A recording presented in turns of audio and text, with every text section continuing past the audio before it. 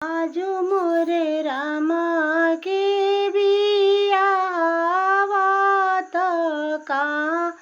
कहाँ नेवताब रामा ननिहाल कौशिला रानी के नैहर नाई गईले राम ननिहाल कौशिला रानी के नैहर लाल खड़ुआ पे राजा रामचंद्र कौशिला भवन गईले देहु ना मुख भरयासी सतवन वाके जाइब मांग भर सिंदूर देली कौशिला माता नयन भर काजर बने बने बाबू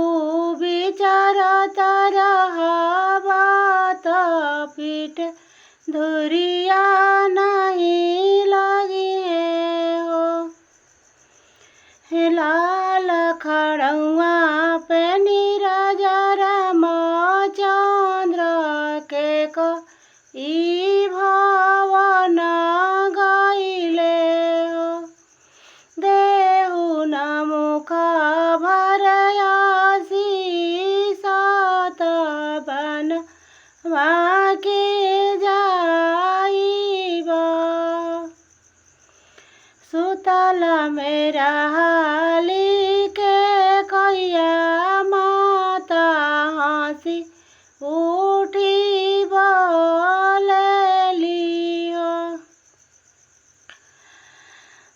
घोसाजे जे घोड़वा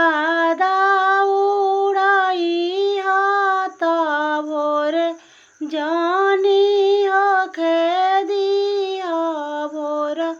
जानी हो खेदी हो रावण संगे जूझी जाई हालवटी जानी आई हो न हो दुआरा पर लिखल बातिला का देवड़िया जानी हेली हो न हो एक बने गईलन दूसर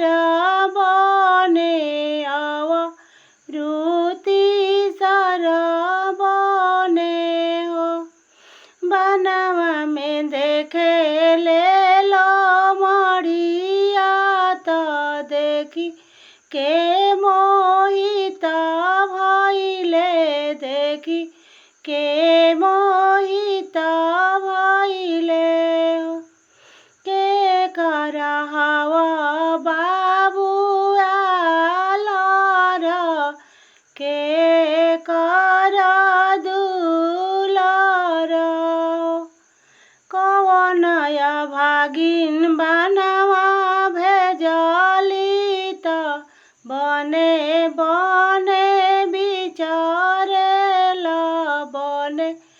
बने विचारेल राजा दशरथ जी के बेटा तोरा नी कौशिला माता हो